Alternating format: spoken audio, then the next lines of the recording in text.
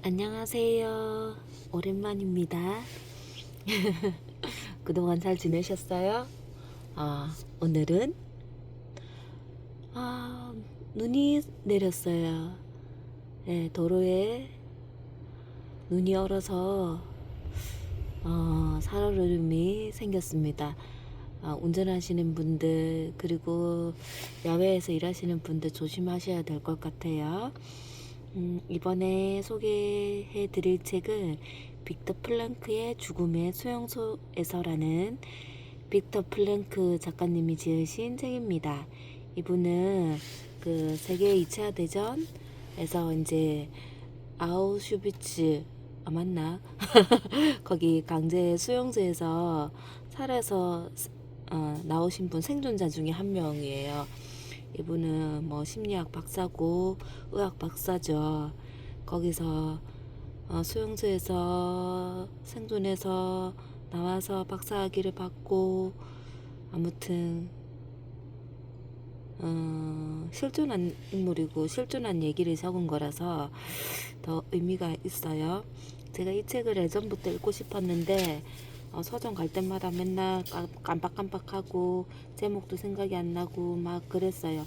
근데 우연한 기회에 지금 이 책을 이제 언니가 가지고 계시더라고요.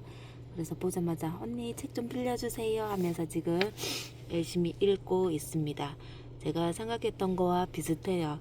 이 책은 2005년대 초판 발행이 됐고 2017년대 또 이제 또 발행이 되고 이렇게 했네요. 아무튼 2005년도에 나온 책이고요. 제가 이 책을 읽어야 되겠다고 생각한 게 한 2019년도에 이 책을 읽어보고 싶다라고 했어요. 그때 제가 너무 힘들었었거든요. 극한의 상황에서 목숨을 유지할 수 있는 그런 방법이 들어가 있어요. 여기 삶의 의미를 찾고자 하시는 분들은 이 책을 읽으시면 될 거예요. 제가 예전에 극한의 상황까지 갔었거든요. 숨쉬는 것조차 존재하는 이유조차 힘들었던 때가 있었어요. 그래서 그것을 버텼던 거는 네, 그래요. 그냥 기대를 갖지 않았어요. 그러니까 바보처럼 살았던 것 같아요. 나를 잃어버리고 나 자신 그러니까 이 책에서 전달하고자 하는 의미와 일맥상통한 거죠. 제가 심리학 박사도 아니고 뭐 모르잖아요. 그런데 이 책에서 제시했던 대로 내가 했던 것 같아요. 그냥 내일에 대해서 미래에 대해서 전혀 기대도 하지도 않고 희망도 갖지 않았어요. 나는 지금 지옥 속에 있다, 밑바닥 속에 있다. 그냥 아무 필요도 없다. 그냥 있는 대로 시간이 흘러가는 대로 내 인생을 맡겼거든요. 주어진 대로. 그러니까 바보처럼 살았어요. 그러니까 내 의지대로 살았던 게 아니죠. 근데 이런 게 이 책에 담겨져 있었던 것 같아요.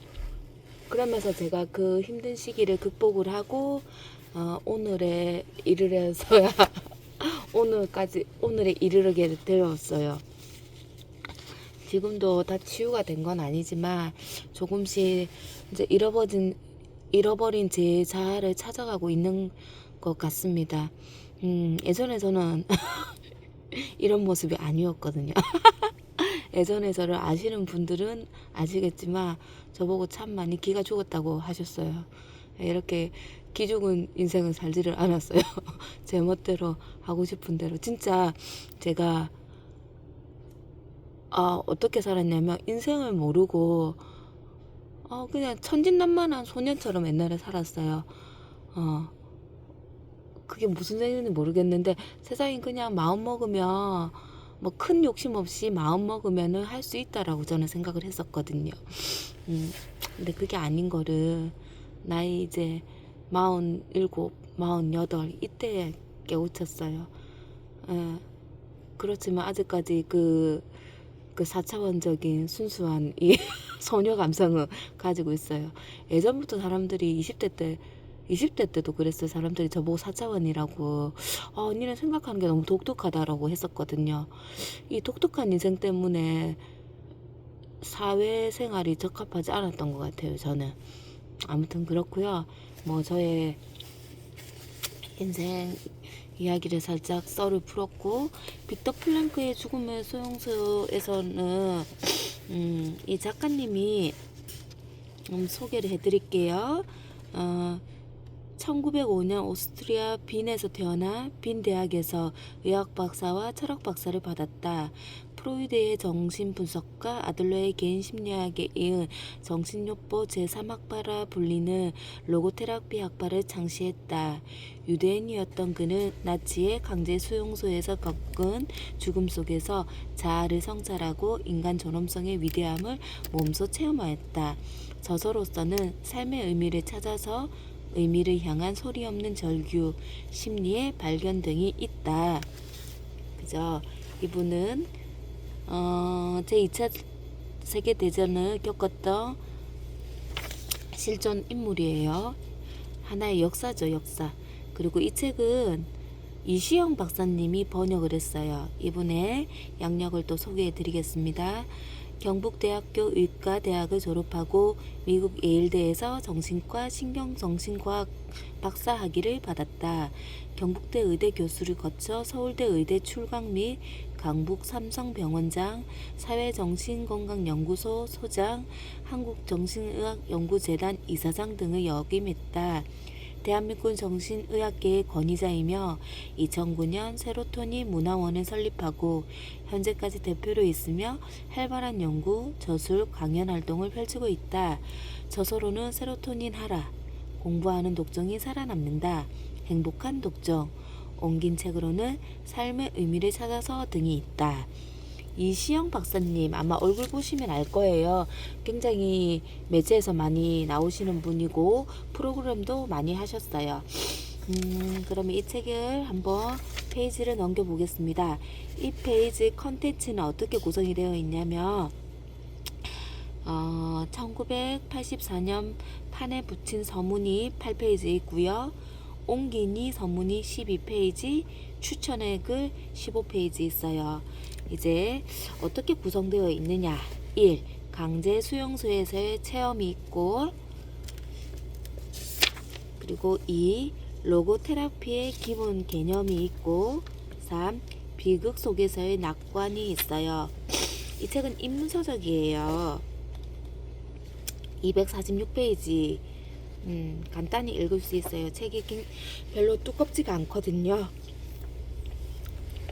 저는 뒷부분을 읽어드리고 싶었는데 그래도 앞부분부터 천천히 한번 읽어보겠습니다. 8페이지부터 첫 페이지부터 읽어드릴게요. 1984년 판에 붙인 서문. 이 책의 영어판이 이제 73세에 이르게 되었다. 그동안 번역판도 19개 언어로 출판되었으며 영어판 하나가 250만 부나 팔리는 기록을 세웠다. 이것은 객관적인 사실이다. 아마 이 때문에 미국의 신문 기자와 텔레비전 방송국 기자들이 인터뷰를 시작할 때 이런 감탄조의 질문을 던지는지도 모른다. 플랭크 박사님의 책이 정말로 베스트셀러가 되었습니다. 이런 성공에 대해 어떻게 생각하십니까? 이 질문에 대한 나의 대답은 이렇다. 우선 나는 우리 시대의 불행을 기록해 놓은 이 책이 베스트셀러가 되었다는 것이 나 개인으로서는 그렇게 대단한 성과나 성공이라고 생각하지 않는다. 하지만 그렇게 많은 사람들이 제목 그 자체에서 삶의 의미에 대한 문제를 다룰 것으로 기대되는 이 책을 선택했다는 것은 그만큼 그들에게 이것이 절박한 문제라는 사실을 입증하는 것이라 할 수 있다. 이 책이 그렇게 많은 사람들에게 영향을 끼칠 수 있는 데에는 이것 말고 또 다른 이유가 있다. 바로 책의 뒷부분에 제2부를 첨가했기 때문이다. 이론적인 문제를 다룬 제2부 로고테라피의 기본 개념은 나의 자전적인 이야기를 기록한 제1부 강제 수용소에서의 체험을 경험해서 도출해낼 수 있는 교훈을 요약해 놓은 것이다. 반면에 제1부에서는 체험을 통해 이론을 실제로 확인할 수 있는 장을 마련하고 있다. 따라서 이 책의 제1부와 제2부는 서로가 상호간의 신빙성을 보완하고 있다고 할 수 있다. 1945년 처음 책을 쓸 때 나는 이부에 대해 전혀 생각하지 않고 있었다. 처음 9일 동안 줄곧 그랬으며 책을 익명으로 내겠다고 굳게 마음먹고 있었다. 실제로 이 책의 독일어 초판본의 표지에는 내 이름이 없다. 하지만 초판이 출판되기 바로 직전에 적어도 속표지에만은 내 이름을 들어가야 하지 않겠느냐는 친구의 권고를 받아들이기로 했다. 처음에 나는 익명으로 쓰는 이 책이 나에게 문학적인 명성을 가져다 줄 것이라고 전혀 기대하지 않았다. 내가 원했던 것은 독자들에게 어떤 상황에서도, 심지어는 가장 비참한 상황에서도 삶이 잠재적인 의미를 가지고 있다는 사실을 구체적인 예를 통해 전달하는 것뿐이었다. 그리고 만약 강제 수용소와 같은 극단적인 상황에서 이것이 입증된다면 사람들이 내 말에 귀를 기울일 것이라고 생각했다. 나는 내가 겪은 일을 기록해 놓을 책임을 느꼈다. 왜냐하면 그것이 절망에 빠져 있는 사람들에게 도움을 줄 것이라고 생각했기 때문이다. 이제까지 내가 썼던 여러 권의 책 중에서 처음에는 익명으로 출판하려고 했고, 그래서 저자의 명성에 별다른 도움이 안 될 것이라고 생각했던 바로 이 책이 이렇게 커다란 성공을 거두었다는 것은 참 이상하고도 놀라운 일이다. 평소에 나는 유럽 학생들과 미국 학생들에게 거듭해서 이렇게 타이르곤 한다. 성공을 목표로 삼지 말라. 성공을 목표로 삼고 그것을 표적하면 할수록 그것으로부터 더욱더 멀어질 뿐이다. 성공은 행복과 마찬가지로 찾을 수 있는 것이 아니라 찾아오는 것이다. 행복은 반드시 찾아오게 되어 있으며 성공도 마찬가지이다. 그것에 무관심함으로써 저절로 찾아오도록 해야 한다. 나는 여러분이 양심의 소리에 귀를 기울이고 그것이 원하는 대로 확실하게 행동할 것을 권한다. 그러면 언젠가는, 얘기하건대 언젠가는 정말로 성공이 찾아오는 것을 보게 될 날이 올 것이다. 왜냐하면 여러분이 성공에 대해 생각하는 것을 잊어버리고 있었기 때문이다. 친애하는 독자들에게 말하건대 앞으로 전개될 이야기에서 나는 아우슈비츠에서의 체험에서 얻은 교훈을 보여줄 것이다. 그리고 그에 앞서 쓰는 이 서문에서는 의도하지 않았던 베스트셀러로부터 얻은 교훈을 이야기하고 있다. 개정판에서는 책의 이론적 결론을 갱신하기 위해 뒷부분에 한 장을 더 추가했다. 이것은 1983년 6월 서도 레젠스부르크 대학의 막시멈 오디토리엄에서 열렸던 제3차 로고테라피 세계대회에서 내가 명예회장의 자격으로 발표했던 내용을 간추린 것이다.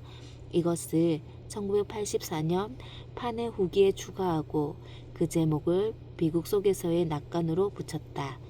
이 장에서는 요즘 사람들의 관심사를 살펴보고 인간 존재의 그 모든 비극적인 요소에도 불구하고 어떻게 하면 삶에 대해 예스라고 말하는 것이 가능한지에 대해 이야기하고 있다. 다시 제목으로 돌아가 그 의미를 풀어보면 비극 속에서의 낙관이라는 제목은 우리의 비극적인 과거로부터 얻은 교훈에서 미래에 대한 낙관이 샘솟을 것이라는 희망에서 붙여진 것이다. 1984년 비인에서 빅터 플랭크. 옹기니 서문. 이거는 이시연 박사님이 적은 글이겠네요. 이시연 박사님이 옹기니 서문을 한번 읽어보겠습니다. 이 책과 나의 첫 번째 만남은 여기서부터였다. 전쟁이 휩쓸고 간 거리, 추위와 굶주림에 고픈 배를 움켜잡고서 어지럽고 메스꺼워 더 이상 걸을 수가 없었다. 가판대에 놓여있는 헌 책 한 권이 겨우 눈에 들어왔다. 죽음의 수용소에서 나는 앉은 채로 읽어 내려갔다. 전율과 감동으로 몸서리치며 번쩍 정신이 든다. 아, 그래도 거기보다는 여기가 낫지 않은가. 널브러져 앉은 내 꼴이 부끄러워서 벌떡 일어났다. 두 번째 인연은 정신과 수련의 시절에 읽었던 빅터 플랭크의 의미치료였다. 내가 접한 어떤 정신치료 서적보다 설득력이 있었고 실용적이었다. 그리고 지금까지도 정신과 임상에서 내가 가장 많이 응용하는 기법이다. 연단에서 떨리는 환자에게 더 떨려보라는 그의 역설 기법은 나의 대인공포 클리닉에서 사용하는 핵심 치료 기법이다. 세 번째 만남은 빈 대학에서 열린 세계정신의학회장에서였다. 플랭크의 강연장은 초만원이었고 이윽고 들어선 그는 겸손과 따뜻함이 넘쳐 흐르는 너무나 평범한 시민의 모습이었다. 인간으로서 그리고 정신과 의사로서 내가 가장 존경해왔던 대학자와의 만남이 드디어 이루어지는 순간이었다. 네 번째 만남은 2002년 아우슈비츠에서였다. 그 참혹했던 당시의 모습이 내게는 너무 생생하게 떠올랐다. 그의 책에서 읽은 아픔이 그대로 전달되어 왔기 때문이다. 그리고 이번이 다섯 번째 인연이다. 얇은 책 한 권이 한 인간에게 오랜 세월 이렇게 큰 감동을 주기란 쉽지 않다. 이 책은 그만큼 진실하고 설득력이 있다. 이론이 아닌 극한의 상황을 겪어낸 그의 체험담이기 때문이다. 20세기 대표적 사상가로서 그의 질곡 많은 생애가 한 세기를 증언하고 있다. 돌이켜 생각하면 20세기는 과학기술의 발달로 물질적 풍요의 시대였다. 하지만 끊임없는 전쟁과 살육으로 얼룩진 아픔의 시대이기도 하다. 사람들은 불안과 우울, 실존적 공허와 고독으로 몸을 떨고 있다. 이런 시대 상황이었기에 그의 체험담에서 우러난 의미치료 기법은 대단히 설득력이 있다. 지옥보다 더한 극한의 상황에서도 남을 배려하는 따뜻하면서도 유머러스한 말 한마디와 빵 한 조각을 나누어주는 고귀한 인간의 혼을 지켜본다. 그는 생사의 갈림길에서 있는 공포와 싸우면서도 어떤 절망에도 희망이, 어떤 존재에도 거룩한 의미가 있다는 걸 설파한다. 그는 수용소 네 곳을 전전하면서도 끝까지 삶의 품위를 잃지 않고 성자처럼 버텨나가 육체적으로 정신적으로 건강하게 생활해온 산 증인이다. 지난 1997년 92세의 삶을 마칠 때까지 그의 영혼은 호수처럼 맑았다고 후학들은 전하고 있다. 이 책은 제1부 강제 수용소에서의 체험과 제2부 로고테라피의 기본 개념과 함께 1984년 개정판에서 제3부 비극 속에서의 낙관이 첨가되어 있어서 보다 실질적인 치료 기법을 누구나 알기 쉽게 해주고 있다. 빅터 플랭크는 오늘을 살아가는 현대인에게 삶의 의미와 존재 가치를 일깨워주는 대학자이자 평범한 시민의 모습이었으며 강제 수용소에서의 그의 경험은 이제는 개인의 경험이 아닌 인류의 경험이 되어버렸다. 책장을 덮은 지금도 이 책의 감동은 여전히 남아있다. 이제는 우리의 모든 독자들과 이 감동을 같이 하려고 한다. 2005년 7월 이시영.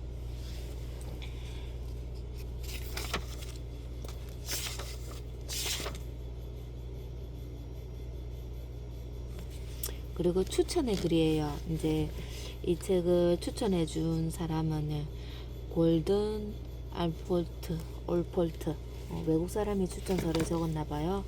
추천의 글도 한번 낭독해 보겠습니다. 아, 너무 웃겨요. 제가 제3부 비극 속에서의 낙관이라는 쪽을 읽으면서 제가 경험했던 그 과정이 고스란히 느껴지는 거예요. 제가 이 로고테라피도 몰랐고 치료 개념도 몰랐잖아요. 근데 제가 한참 힘들었을 때 이런 과정으로 지금 이 난간을 극복해 왔고 지금 살아 있는 거거든요. 정말 죽고 싶었어요. 아니, 살기 싫었던 게 아니고요. 그냥 죽고 싶었어요. 진짜로.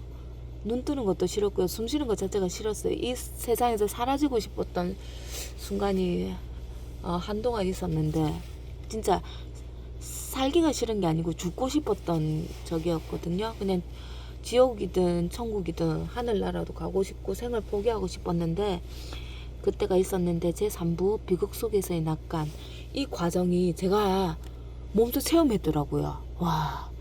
그래서 내가 사람마다 극한을 경험하고 극복하고 이겨내는 과정은 틀리잖아요. 근데 저는 이 박사님이 고안한 그 방법을 약간 비슷한 방법으로 극복했었어요. 그래서 제가 이 책을 다 읽고 난 다음에 와 내가 이 정신과 박사님의 마루타였다면 나는 더 잘 극복을 했을 텐데라는 그런 얼토당토하는 생각도 했었어요. 아무튼 그렇습니다.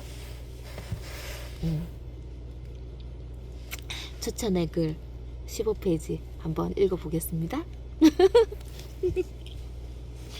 저술가이자 정신과 의사인 플랭크 박사는 크고 작은 고통으로 고생하고 있는 환자들에게 가끔 이렇게 묻는다. 그런데 왜 자살하지 않습니까? 이렇게 물으며 어떤 사람은 아이를 너무나 사랑하기 때문이라고 하고 어떤 사람은 재능이 아까워서라고 한다. 그리고 또 어떤 사람은 그저 간직하고 싶은 추억에 대한 미련 때문인지도 모른다고 대답했다. 이런 환자의 대답 속에서 플랭크 박사는 정신과 치료에 중요하게 적용될 수 있는 어떤 지침들을 발견하곤 한다. 이렇게 조각난 삶의 가난한 실현하기를 엮어 하나의 확고한 형태를 갖춘 의미와 책임을 만들어내는 것.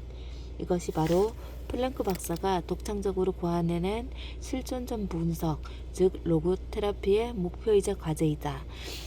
이 실존적 분석이죠. 이 단어가 참 저한테는 또 와닿았어요. 그 심리학자 아들러라는 분 계시거든요. 아시는지 모르겠다. 제가 그분의 서적도 되게 좋아하고 그분의 철학을 굉장히 좋아해요. 근데 이 플랭크 박사님이 그 아들러의 철학을 모태로 했더라고요.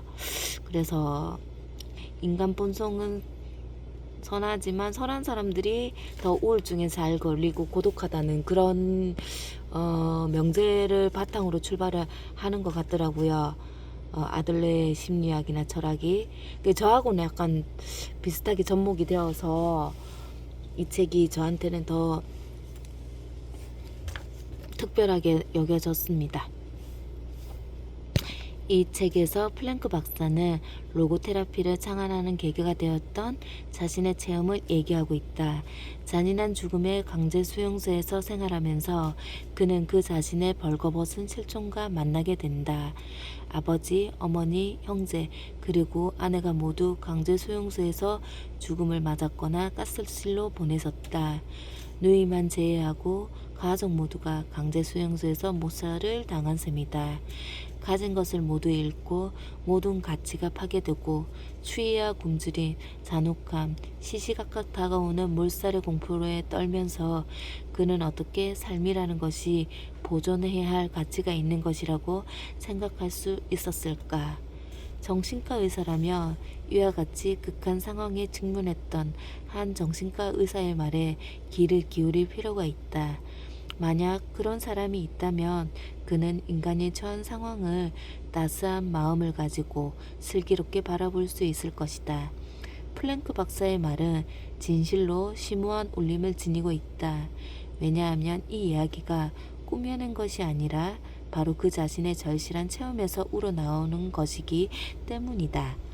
플랭크 박사의 말이 권위가 있다는 사실은 그가 빈 대학교의 의학부에 실제로 근무했던 교수이며 그의 주도 아래 빈 신경과 외래 환자 병동에서 창안한 로고테라피를 본받아 세계 곳곳에서 로고테라피 클리닉이 쏙쏙 생기고 있다는 것만 봐도 알 수 있다. 우리는 먼저 정신의학과 이론과 치료에 대한 빅터 플랭크의 접근법을 선배학자인 지그문트 프로이드의 연구와 비교하지 않을 수 없다. 이 두 의학자는 신경질환의 특성과 치료에 우선적인 관심을 갖고 있었다. 프로이드는 고통을 주는 혼란의 원인을 서로 모순되는 무의식적 동기에서 비롯된 불안에서 찾았다.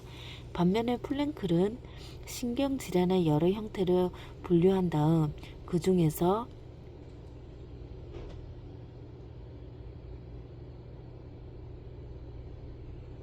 몇 가지 원인이 환자가 자신의 존재에 대한 의미와 책임을 발견하지 못한 데 있다고 생각했다. 프로이드가 성적인 욕구 불만에 초점을 맞추었던 반면에 플랭크는 의미를 찾으려는 의지의 좌절에 초점을 맞추고 있다. 여기서 제가 덧붙이자면 프로이드는 에고를 성적인 욕구로 했었거든요. 근데 플랭클이나 뭐 아들러, 니체, 노자 이런 분들은 그냥 의미, 가치 부여에 초점을 맞췄어요. 그러니까 프로이드는 가치 추구, 플랭크는 가치 부여. 약간 틀려요. 그러니까 아무튼 그렇죠. 제가 어떻게 설명을 해야 될지 모르겠는데 그냥 그렇습니다. 오늘날 유럽은 프로이드의 정신의학에서 크게 방향을 전환해 실존적 분석을 폭넓게 받아들이는 추세로 나아가고 있다. 제가 그냥 책만 읽어야 될 것 같아요. 여기 대해서 해석을 하려고 하니까 너무나 저의 지식이 짧다는 거 느끼고 자꾸 말문이 막히네요. 그냥 생각은 막 맹맹 돌고 있는데 제가 이거 낭독을 하기 전에 조금 좀 메모를 하고 좀 필사를 해가지고 정리를 해서 이렇게 낭독을 하고 유튜브를 제작을 해야 되는데 정말 즉흥적으로 제가 자꾸 만들고 있거든요. 지금 제가 제 일상이 너무나 바쁘다 보니까 다 핑계겠죠. 다음부터는 조금 더 정성을 들여서 유튜브를 만들도록 해보겠습니다. 어차피 이게 기록하는 과정도 저한테는 또 참고 자료가 될 수가 있거든요. 다음에는 조금 이제 필사를 해서 내용을 요약해가지고 이렇게 유튜브를 만들도록 하겠습니다. 일단은 오늘까지는 조금 너그러운 마음으로 양해해 주시길 부탁드립니다. 오늘날 유럽은 프로이드의 정신의학에서 크게 방향을 전환해 실존적 분석을 폭넓게 받아들이는 추세로 나아가고 있다. 로고테라피 학파는 바로 이런 추세와 연관이 있다. 프로이드의 이론을 거부하지 않고 그의 업적 위에 기꺼이 자신의 것을 쌓아 올리는 것, 자신의 것과는 다른 형태의 실존적 치료법을 주장하는 사람들과 논쟁하지 않고 그들과 유대를 맺으며 공동 보조를 해 나가는 것, 이런 관대함이 플랭크 이론의 특징이라고 할 수 있다. 여기에 쓰인 경험담은 비록 간략하지만 짜임새가 있으며 사람의 마음을 잡아끄는 흡입력을 가지고 있다. 나 자신도 책에 흠뻑 빠져있는 자리에서 단숨에 읽어버린 적이 2번이나 될 정도이다. 이 이야기가 중반 정도 지나고 나며 어딘가에서 플랭크 박사가 자신이 창안한 로고테라피에 대한 철학을 도입할 것이다. 하지만 그것이 계속 흘러가는 이야기 속에 너무나 자연스럽게 도입되기 때문에 독자들은 책을 다 읽고 난 후에야 비로소 이것이 단지 참혹한 강제 수용소에 관한 기록이 아니라 어떤 깊은 의미를 담고 있다는 글이라는 사실을 깨닫게 된다. 플랭크 박사의 자전적인 이야기를 통해 독자들은 많은 것을 배우게 될 것이다.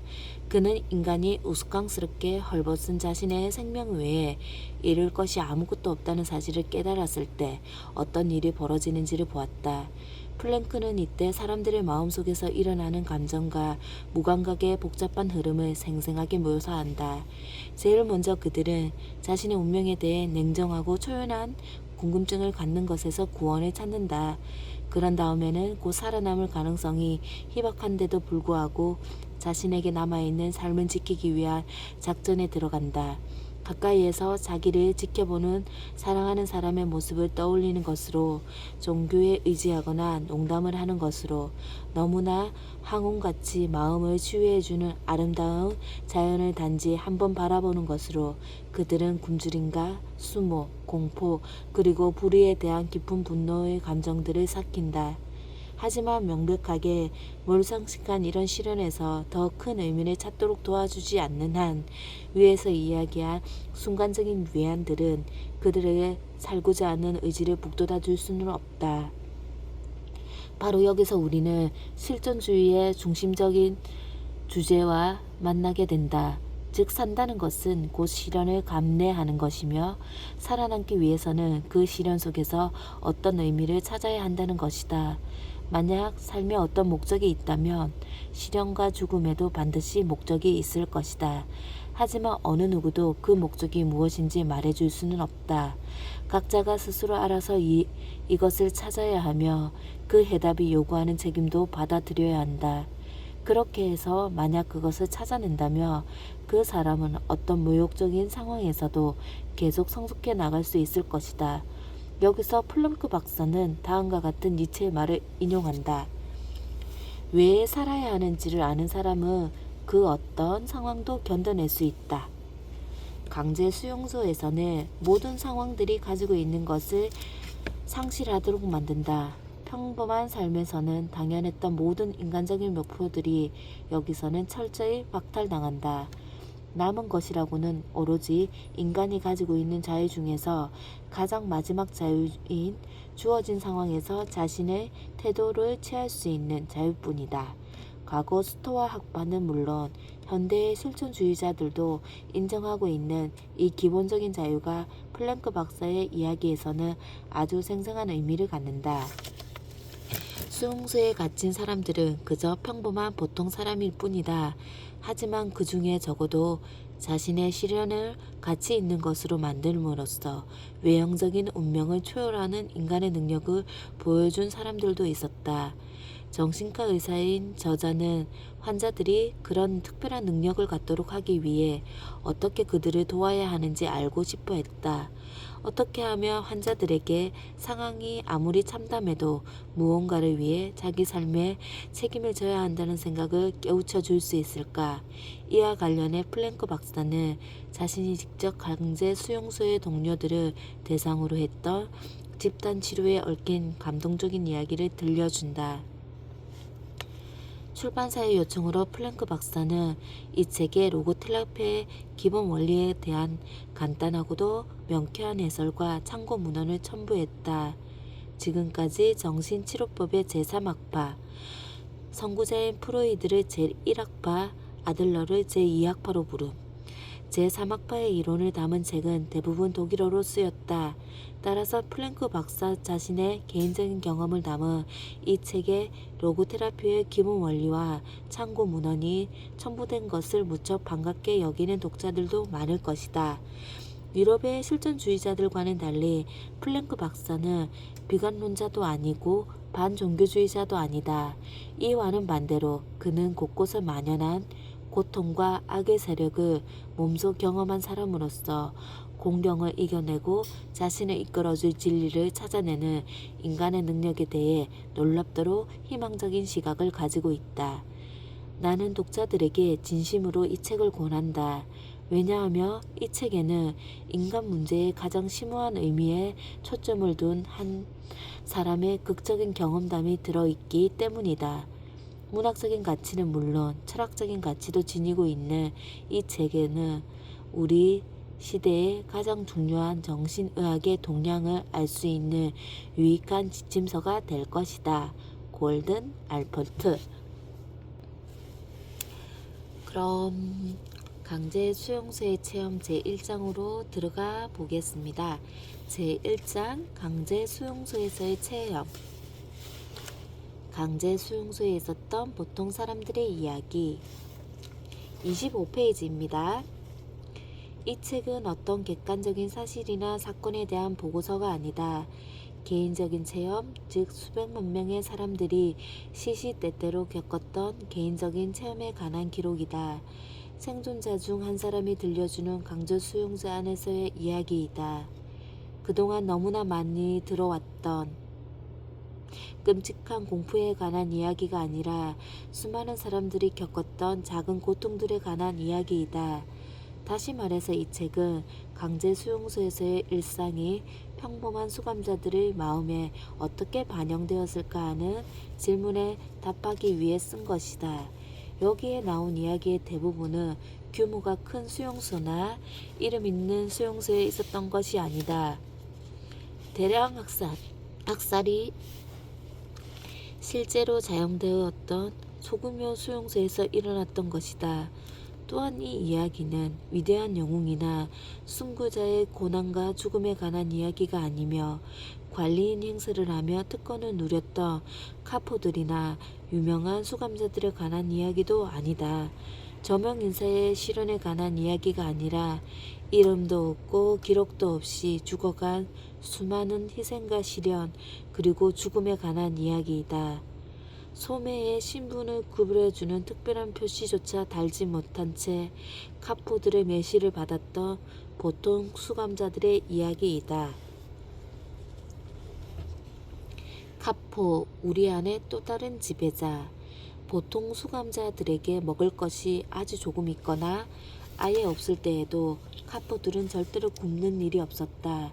그들 인생 전체를 놓고 보았을 때 카포들은 오히려 수용소에 있을 때 가장 영양 섭취를 잘한 것으로 알려져 있다. 감시하는 병사들보다도 나치 대원들보다도 카포들이 수감자들에게 더 가혹하고 악질적인 경우가 많았다. 물론 카포들은 수감자 중에서 뽑았다. 수감자 중에서 이런 일을 하기에 적합한 성격을 가졌다고 인정이 되며 카포로 뽑혔고 기대했던 대로 일을 잘 해내지 못하며 즉시 쫓겨났다. 일단 카포가 되며 그들은 금세 나치 대원이나 감시병들을 닮아갔다. 따라서 이들의 행동을 판단할 때에는 나치 대원이나 감시병들과 같은 정신의학적 기준을 가지고 판단해야 할 것으로 본다. 치열한 생존 경쟁의 각축장. 수용소 생활을 경험해 보지 못한 사람들은 수용소 생활에 대해 그릇된 생각, 즉 감상이나 연민을 갖기 쉽다.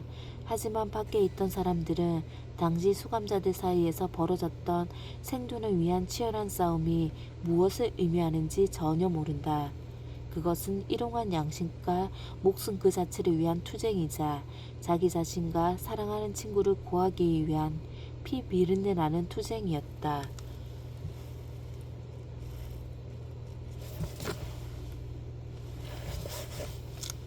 이제 일정한 수의 수감자를 다른 수용소로 이동시킨다고 공식적인 발표가 났을 경우를 살펴보자.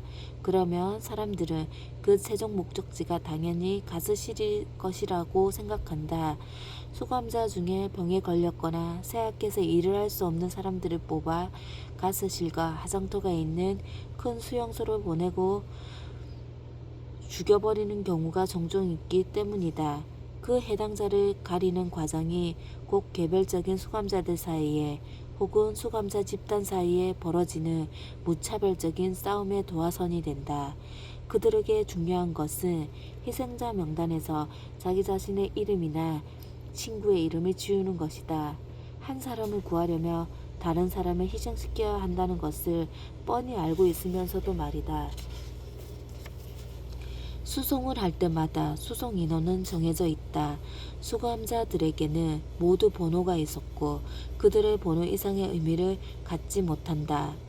때문에 누가 수송이 되느냐는 별로 문제가 되지 않았다.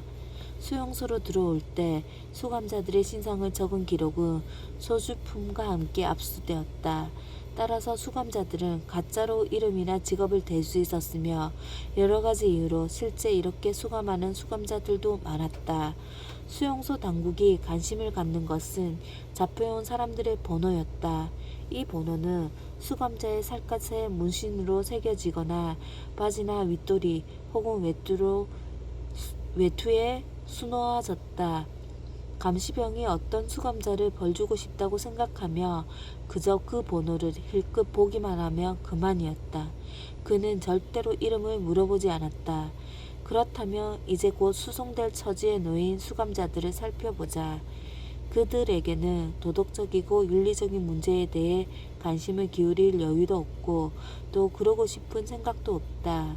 모든 사람들이 오로지 한 가지 생각에만 사로잡혀 있다.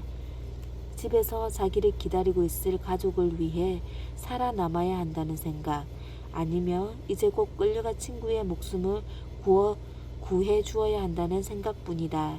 그래서 그는 주저하지 않고 자신을 대신할 다른 사람, 즉 다른 번호를 수송자 명단에 집어넣는다.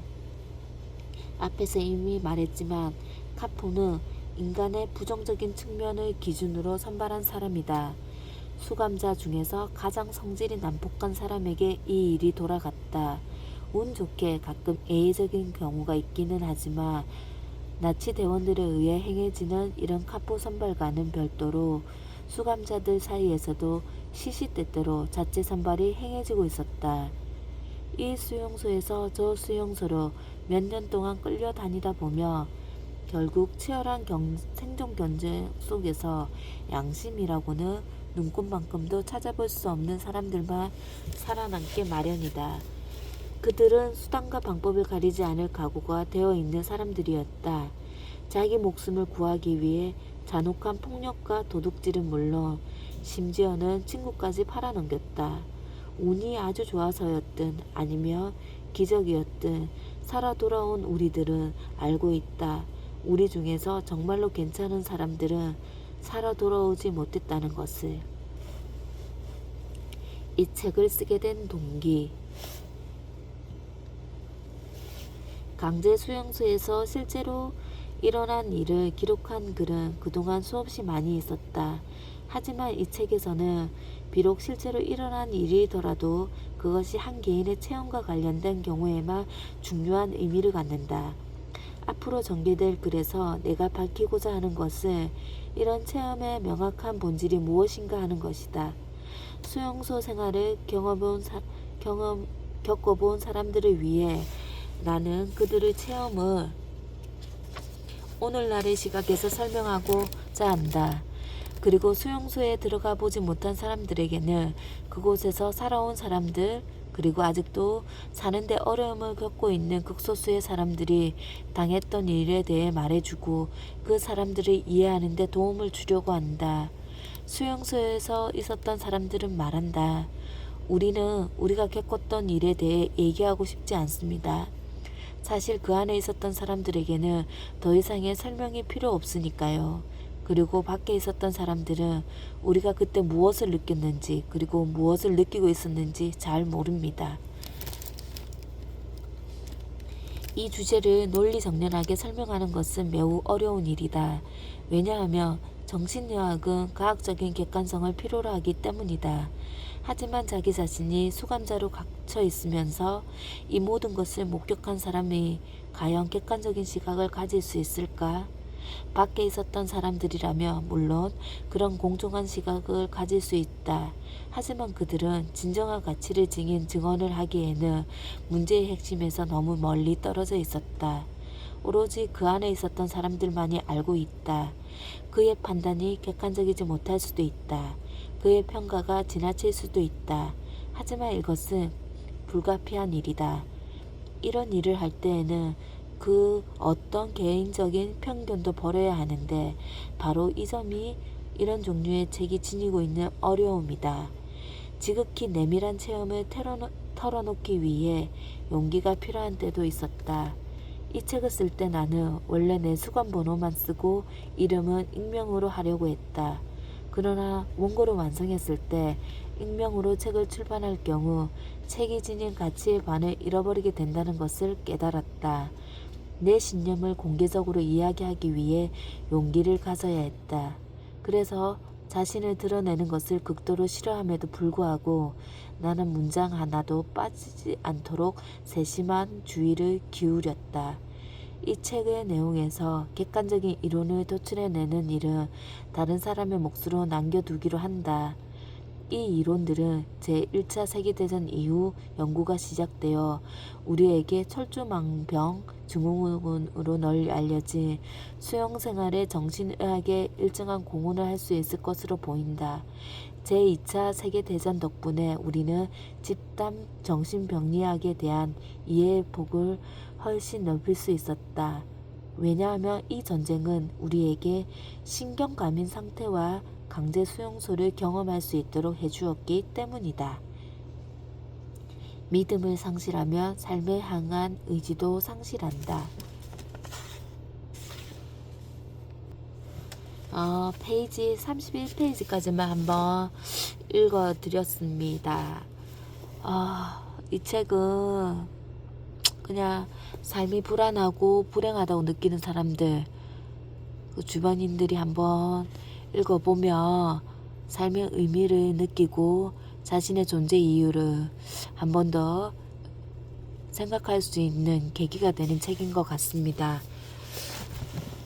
개개인마다 뭐 불행과 행복 그걸 떠나서 그냥 살아가는 이유는 저희가 태어났기 때문인 것 같아요. 태어났기 때문에 그냥 사는 거죠. 별다른 건 없습니다. 그냥 큰 의미 두지 마세요. 그게 삶의 본질인 것 같아요. 그죠. 가장 주관적이잖아요. 그런 거는. 아무튼 오늘 하루 열심히 사시고요. 그냥 지금 이 순간 이 자리에서 모두들 행복했으면 좋겠습니다. 오늘 하루 잘 보내세요.